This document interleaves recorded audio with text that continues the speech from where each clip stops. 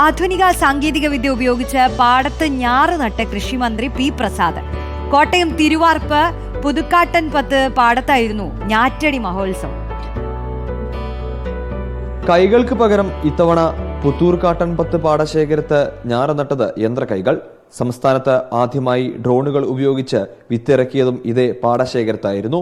പുത്തൻ സാങ്കേതിക വിദ്യയുടെ സഹായത്തോടെയുള്ള ഞാറ് നടീലിന്റെ ഉദ്ഘാടനം കൃഷിവകുപ്പ് മന്ത്രി തന്നെ നിർവഹിച്ചു. മുണ്ടു മടക്കി കുത്തി പാടത്തിറങ്ങി യന്ത്രം പ്രവർത്തിപ്പിച്ച് ഞാറു നട്ടായിരുന്നു ഉദ്ഘാടനം. സ്മാർട്ട് ഫാമിങ്ങിലേക്കാണ് നമ്മൾ ഇനി കേരളം മൊത്തത്തിൽ മാറേണ്ടത്. അതിൻ്റെ ചുവടുവയ്പ്പുകൾ ഞങ്ങൾ തുടങ്ങിക്കഴിഞ്ഞിട്ടുണ്ട്. നമുക്ക് മെച്ചപ്പെട്ട വിളവും കിട്ടി. അപ്പോൾ ഒരുപാട് വിത്ത് കൊണ്ട് വിതയ്ക്കുന്നത് കൊണ്ടല്ല, കൃത്യമായ എന്നവണ്ണമുള്ള രീതിയിൽ വിത്ത് വിതയ്ക്കുമ്പോൾ തന്നെയും നല്ല വിളവ് കിട്ടുന്നതും ഈ പാടമാണ്. ആധുനിക സാങ്കേതിക വിദ്യകളുടെ സഹായത്തോടെയുള്ള കൃഷി ലാഭകരം എന്നാണ് കർഷകർ പറയുന്നത്. ഡ്രോൺ വെച്ച് വിതച്ചത് നമുക്ക് വിളവ് കൂടുതൽ കിട്ടി. 25 ക്വിന്റലിൽ നിന്ന് മുകളിൽ കിട്ടി. ഒരു മാറ്റം വന്നാലും നമുക്ക് അതിൻ്റെ കർഷകന് അതിന്റെ നേട്ടം കിട്ടണം. അതിനുവേണ്ടിയാണ് നമ്മൾ ഇതെല്ലാം ഇവിടെ പരീക്ഷിക്കുന്നത്. 50 ഏക്കറിലെ രണ്ടാം കൃഷിക്കാണ് ഇത്തവണ ഞാറുനടിയിൽ യന്ത്രങ്ങൾ ഉപയോഗിച്ചത്. റിപ്പോർട്ടർ, കോട്ടയം.